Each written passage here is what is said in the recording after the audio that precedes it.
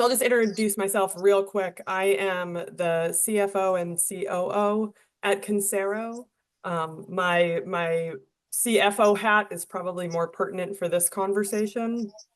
And my background is in corporate finance. I started out in the financial consulting space, then went to a software company, and after that, an ag biotech. Both of those companies we closed in about 10 business days, which feels like used to kind of be the standard, but I don't know about you guys, but I'm feeling increased pressure to close quicker.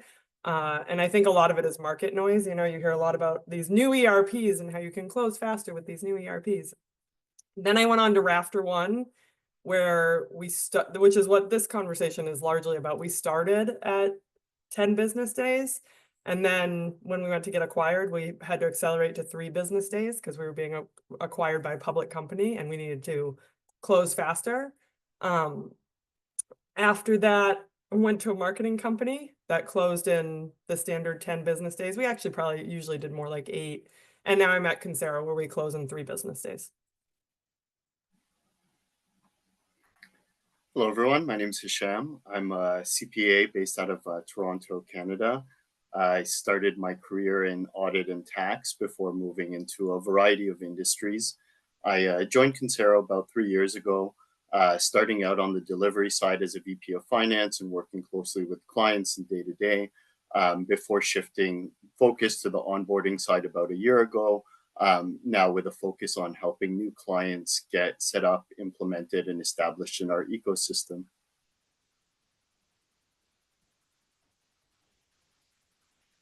And this is just, you know, obviously this is a Consero webinar, so this will be our quick plug. We specialize in finance as a service, which when I was a customer, it's what I used for Rafter One when I was with them. And it's really, and when I heard about it, it's actually kind of what I wish I had created myself. I always tell people, I'm like, when I heard it, I wish that I had had that idea and gone back and done it myself. But it's really taking the entire finance and accounting function and delivering it through a package that we call finance as a service. So that comes with all of the technology and all of the people you need to kind of run your day-to-day accounting. That's our bread and butter. That's what we do now, but we also do interim CFO, interim controller. We'll do, you know, your cleanup type of things that you need. So you go through an acquisition, you need cash flow accrual financials or something like that. We do that. We do financial planning and analysis. So kind of end-to-end finance and accounting services. And then on the right is just the quick stats, right? We're based in Austin. That's our headquarters. We're backed by BV Investment Partners, one of my favorite PE firms, actually. And we were founded in 2006. Next slide, Allison.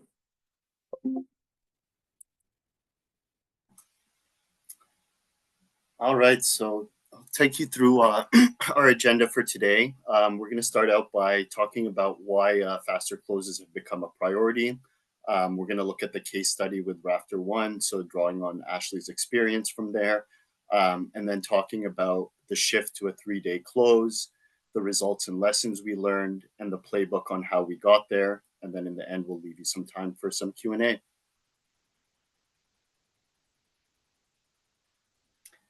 So let's get started by talking about why faster closes have become such a priority and such a focus for finance teams in today's landscape. So a few points are, first of all, we're seeing that market demand is higher. We're getting increasing amount of requests from leadership, department heads, external stakeholders to know how the month is trending even before the end of the month so that they can pivot and make corrective actions in a quick manner. From our 2025 CFO and leadership survey, we found that only 7% of companies said that their books close in under 3 days. Now, it's a small number, but it's also a leading indicator of top performers in the industry. These are companies that have invested tech and processes to ensure that they're setting the benchmark and ahead of other companies. We're also getting more requests from boards and the executive teams. They need earlier insights to make decisions. The longer it takes to close, it means the longer they take to react, and it could put them behind their competitors. From the Sage Close the Book survey, 93% of finance leaders said that they're feeling the pressure to close the books more quickly. So it's not just becoming an internal goal, but becoming more of an industry expectation, and getting a lot of pressure from investors and external stakeholders as well as internal ones. We find that late closes do create more risk. So the moment you're going a week or two beyond into the next month, it means that you've already lost valuable time to react, and it puts you already in the middle of the next month, and you're going to be slower to react. And that kind of lends itself to the last point, where having that quicker data at your fingertips allows you to be more agile and move more quickly and pivot when conditions indicate that you need to. So overall, it's not just about speeding up and closing quicker for efficiency, but also about giving your business a competitive advantage over your other companies in your industry.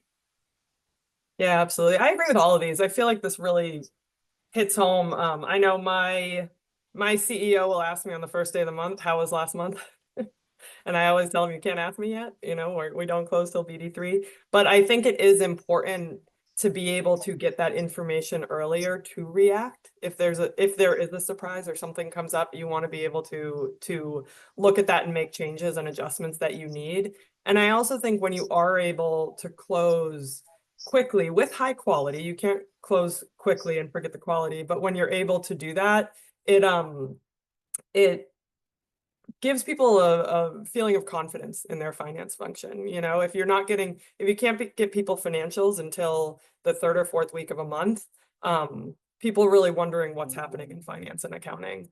And then again, just the market here, I feel like I get webinars like this in my inbox, how to close your books faster, or I hear from every new tech provider, it's, oh, close your books faster with this or with that. And so there is pressure for sure.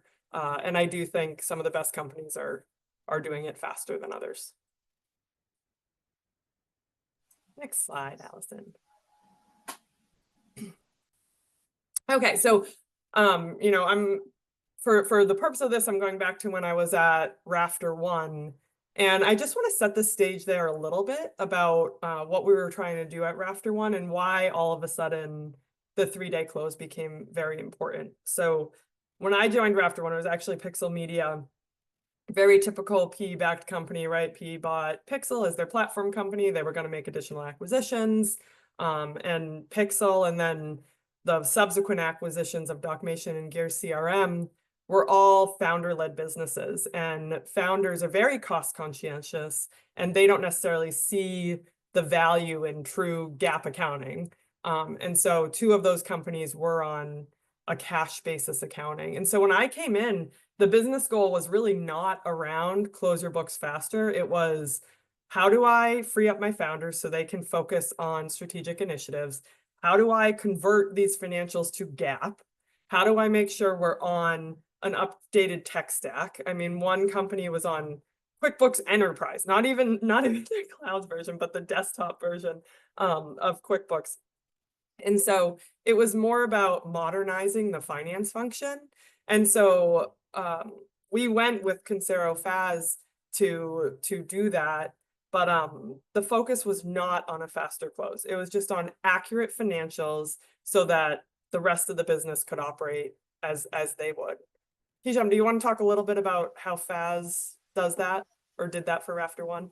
Yeah, of course. So typically with Consero's FAS solution, our goal is to build scalable processes and policies and work with the existing team on setting that and making sure that we've addressed the needs of each company.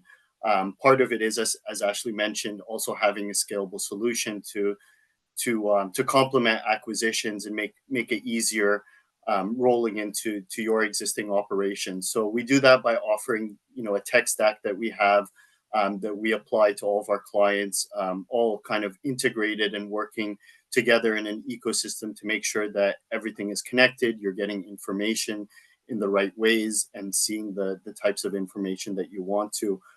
This includes standardizing a chart of accounts, building out dimensions that might be department or even more intricate, customer focused, or anything that really helps lend itself to reviewing your business's operations. And throughout this process, we take over the month end close, we'll do reconciliations, and we'll have everything in order so that when it comes time to audit or due diligence, we're pretty agile and can react quickly and provide the information quickly, fostering a more smoother process overall. Yeah, for sure. And that was definitely my experience. So Consero did a great job for me at Rafter One. Obviously, if they hadn't, I probably wouldn't have joined Consero as CFO. But what they did for me is I started, and I actually selected Consero before I started. I was working with the company before I started. And 3 days after I started, we started implementing PixelMEDIA on Consero. They went live, and that was April 1st. They went live June 1st. So it really was a 60-day implementation. It was amazing. Within those 60 days, we acquired Docmation, our second company. They went live on Consero September 1st. And then in November, we made another acquisition, end of November. They went live March 1st, which was really important because it was really important to have Consero and to have everything consolidated, because in April we actually got an LOI from a company. And I was in the middle of the first audit, right? Like, these companies had just come together. We were having our first annual audit, which is always harder than your subsequent audits. Although, all audits are difficult. And now all of a sudden we had an LOI too, and we had to go through all of this diligence. And so Consero helped me with that. And as part of that diligence, IPG, our acquirer, they said, hey, you need to close the books in 3 days. And they said, and we won't acquire you until we see that you can do it. So it wasn't, you're going to have to do this after we acquire you. It was a term of the acquisition. They're like, we're public. We need financials faster.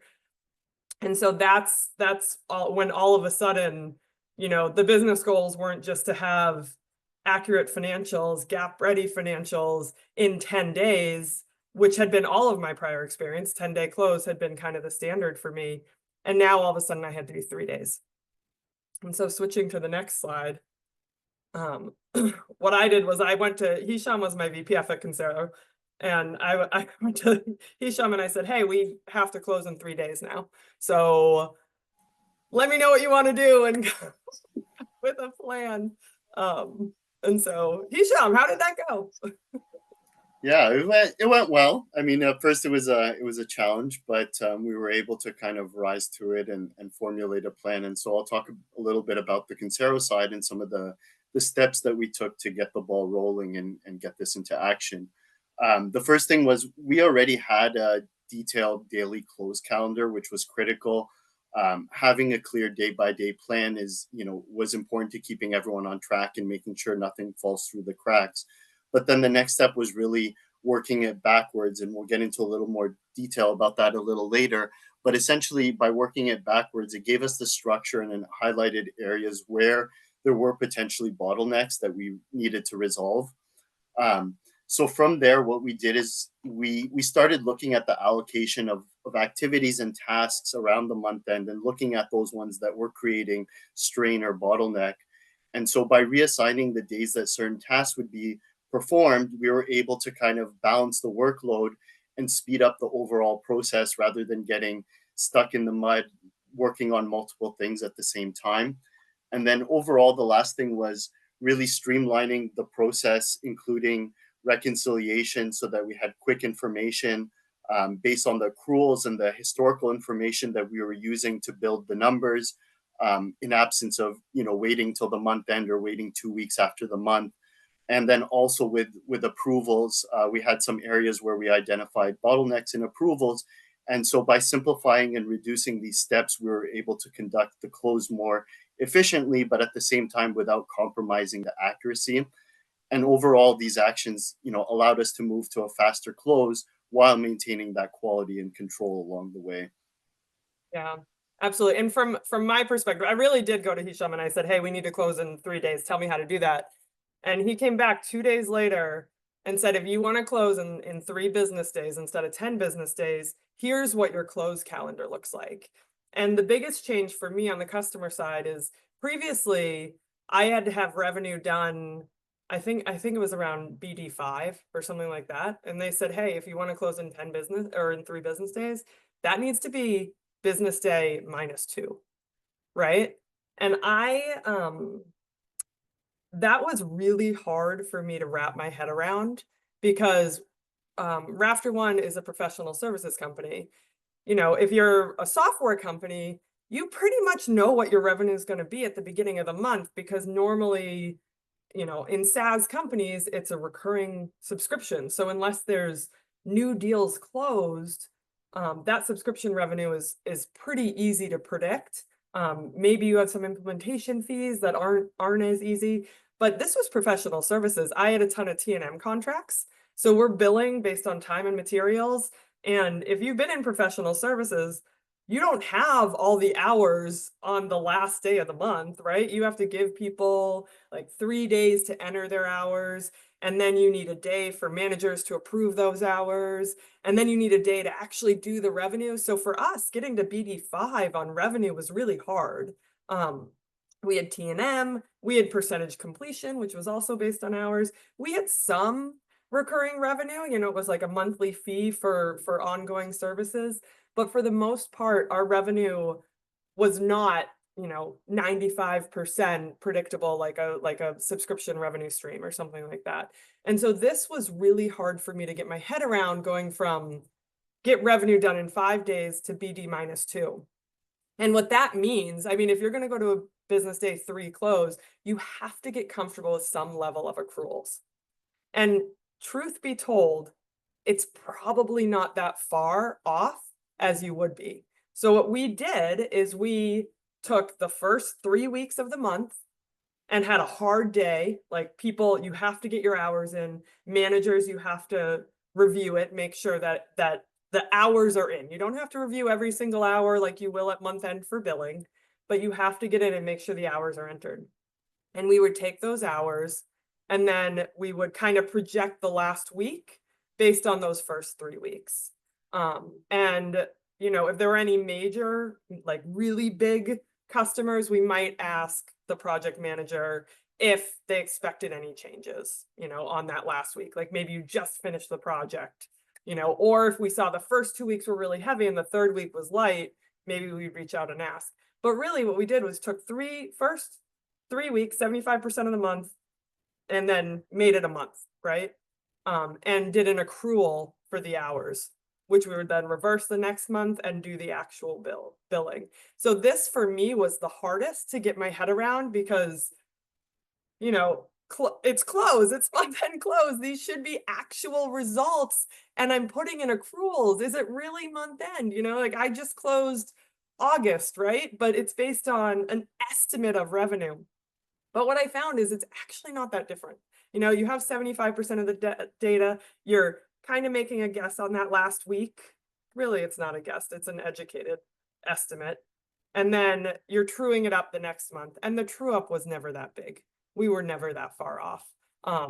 And we wrote down the process. We said, this is our process. This is how we do it. And we do it consistently for all, so that when you audit it, you say, this is the process, this is how we estimate it, and the auditors are comfortable with that estimate. It's just like any other accrual you would have, your accrued expenses, anything. So I think that was the biggest process change for me. And I had even said, when IPG said you need to get to a 3-day business close, I said, how do you expect us to do that? Our revenue won't be accurate. And they said, just accrue it, because that's what public companies have to do. So that's, you know, if you're trying to go to like from 10 days to 3 days, or you could go 10 days to 0 days, like get it on the last day of the month. You just have to be comfortable with some level of accrual. And then just, you know, making sure you're coordinating with leadership to accelerate the reporting inputs. And that for me was, again, really around the revenue, making sure everybody's aligned, that people have to enter their hours every week, because if they wait till the end of the month, we're going to miss some sort of accruals. So there was a little bit more coordination with the operations team to make sure that the reporting inputs are put in weekly. But that was the biggest change for me in getting to the 3-day close.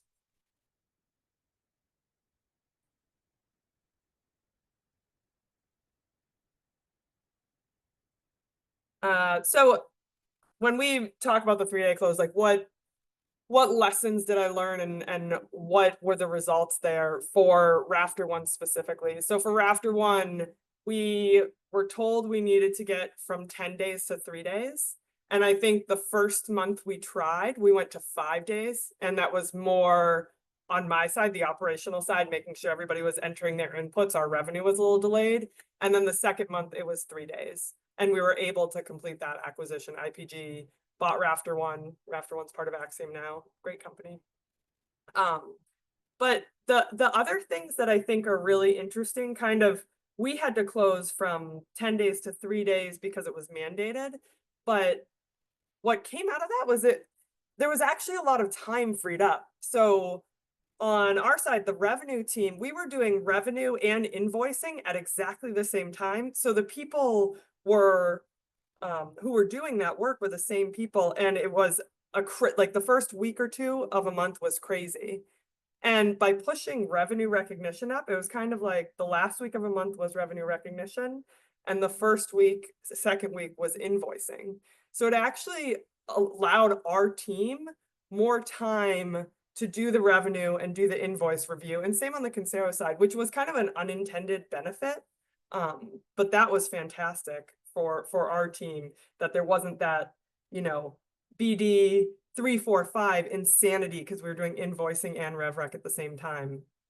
And then the earlier access to reporting is amazing, and it frees up the rest of your month. When you close by BD3 and you've done your reporting within the first week or two of the month, the whole rest of the month can be focused on other initiatives, usually more strategic in value. Yeah, I think you've hit on the points there very well. And even as we got kind of to Ashley's point, the month end process could get pretty exhaustive. If you're doing a month end and it's taking you 2 or 3 weeks, you barely get to finish one before you're jumping into the next one. And so that freed up time just allowed for much better insights and analysis, and people to focus their efforts elsewhere and try to add more business value, aside from being more efficient in the close.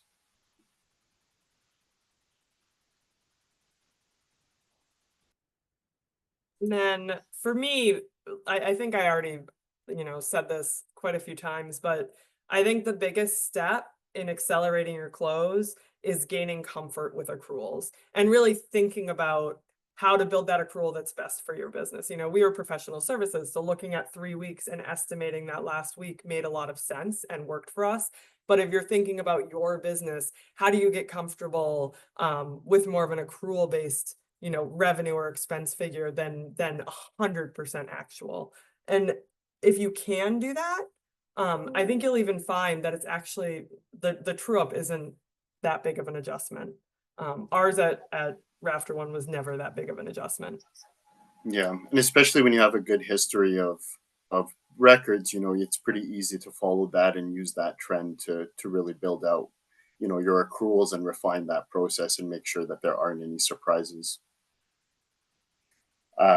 Speaking about the close calendar and working it backwards, we kind of touched upon this earlier, but really one of the first steps was to take that calendar, close it, work it backwards, define what daily priorities everyone had just to make sure that the team stayed on track.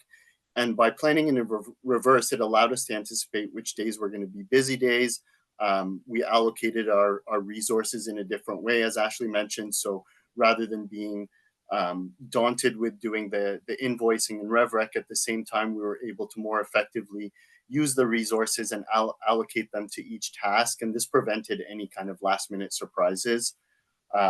From the current process, the month end process we had, when we looked at that initial calendar, it wasn't just as simple as taking it and working it backwards. We did identify areas where there were inefficiencies or bottlenecks, or where we had an extra step of approval that necessary, or waiting an extra day or two for something that, to Ashley's point, didn't really make a difference if we waited to that time. So really, by looking at that, we were able to take a closer look, identify where there was inefficiencies, and streamline the workflows. And so even small improvements in approvals, reconciliations, or the way we were reporting things was able to shave days off the month-end timeline. And every little bit kind of made the difference in getting us to 3 days. Because to Ashley's point, it does get pretty tight. And so every opportunity really does make a big difference. And so together with these steps, it helps you build a more predictable, more efficient, and more of a stress-free month-end environment. Yeah, for sure. And the one thing I'll say is one thing not to cut time down on is the review process, because if you close in 3 business days, but there's errors, it doesn't matter. I'd rather close in 4 business days and not have errors. So, look really, what do you need to review? And if before you were taking 2 days to review and getting really accurate quality financials, then keep the 2 days unless there's a reason you can shorten that process. Like the review process is the most important step in close, and it's one that I think people often try to shortcut or cut time off just to push the financials out. It's always better to take an extra day and have accurate financials.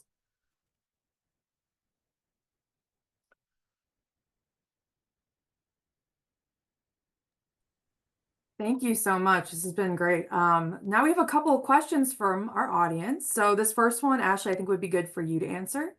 Okay. How does a faster close beyond just a reporting benefit translate into tangible value drivers that can be measured in our portfolio companies? Sure. So I think for me, the couple that come to mind is one, it actually does free up your resources, because when you disconnect billing and revenue recognition, it does allow more time for both of those processes. So I actually found that there were fewer errors in our invoices after we went to a shorter close, and that was just because the resources had more time. So I think that's one.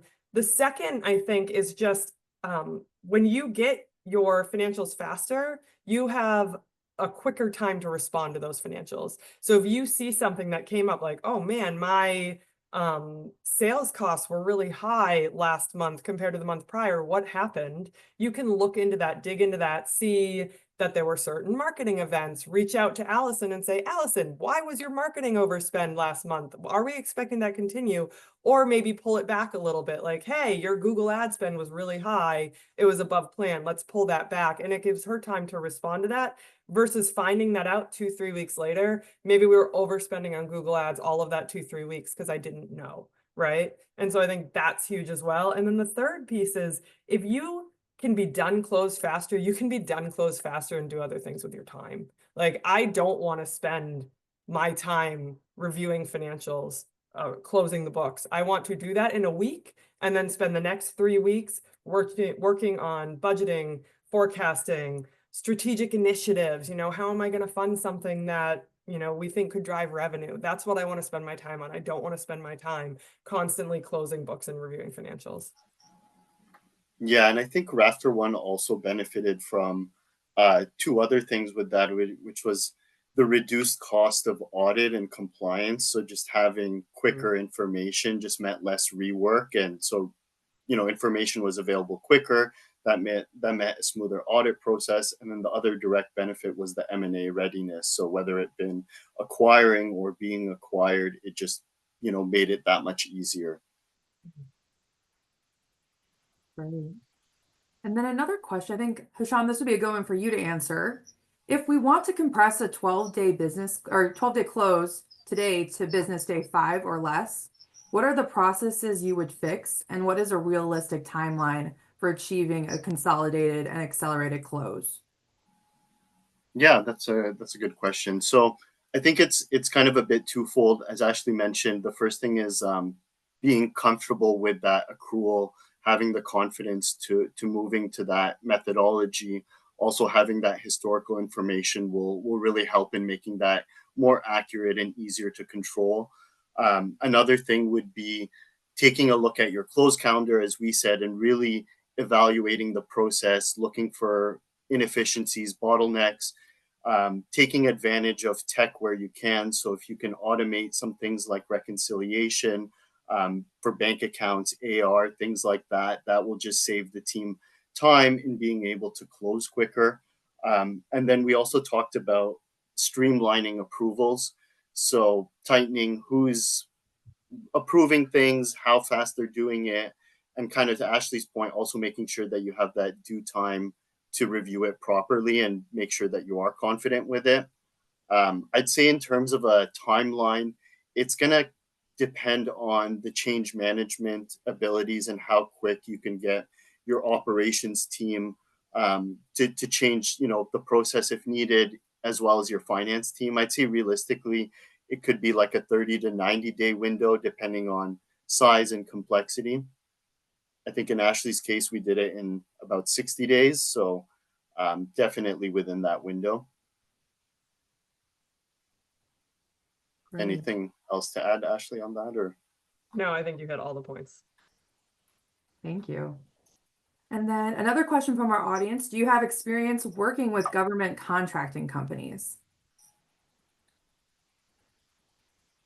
Hisham, do you know if we have any government contracted companies? yes, that's yeah, we do have that with our BTQ.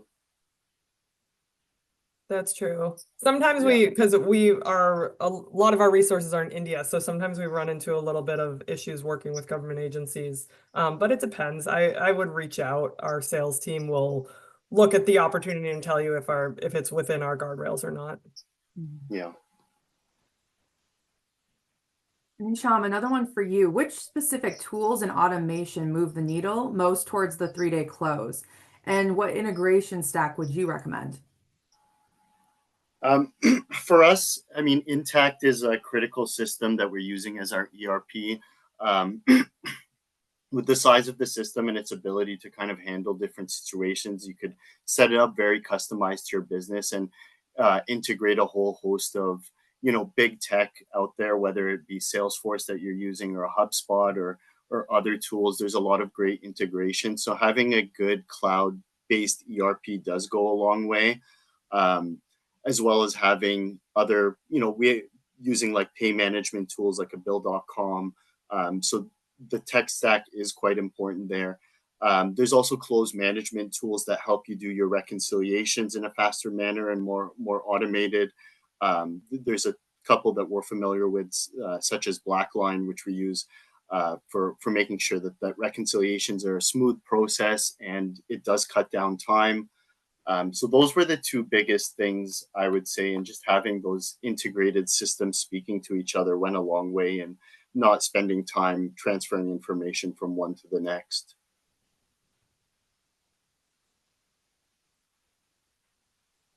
Thank you. And Ashley, the presentation mentioned that only 7% of the companies closed their books in under 3 days. What are the most common and significant roadblocks you've identified that prevent companies from reaching that benchmark? So I honestly think it comes down usually to the people involved, really.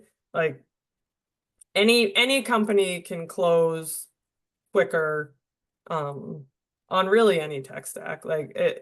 If you want to be at 3 business days, you can be at 3 business days. I think the biggest hurdles are that I've heard are, one, people aren't comfortable with accruals. They want to have their actual revenue in there. And so if you really want to have your actual revenue and actual expenses and you're not comfortable with accruals, your close is just going to be longer. And that's fine. That might be what you want. Your close is just going to be longer because of that.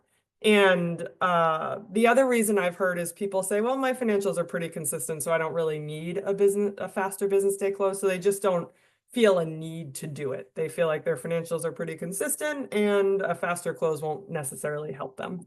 But other than that, I don't think there's any reason a company can't close faster. Great. And then Hisham, this is the last question we have from our audience. What change management strategies does Consero employ to ensure internal teams feel confident in the new accelerated close calendar, especially for companies with complex or project-based revenue streams? Yeah, this one's very critical. The first thing I would say is really working collaboratively with the client or the company. Making sure that we have buy-in from them, as well as on our side, confidence that we're able to achieve this. Making sure that it is within possibility for, say, an ops team, and making sure that we're all aligned on that. So we're building that close calendar really together and making sure it's a collaborative process. From there, it's really piloting and iterating. As Ashley said, the first go around, it took us 5 business days. That was kind of like a stress test. It allowed us to see, okay, we're close, but we need to tweak these little things, and that was big.